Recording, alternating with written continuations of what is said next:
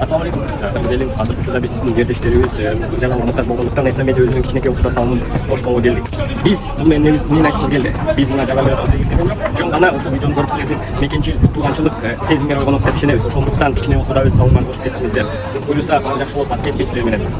Ыраган аламга кимдери тазим этпеген, тагдыры жолу татаал жол бирөөлөргө кепкенин, бирөөгө азап менен арман муңун чектеген, ай туңгуюкка кептеген.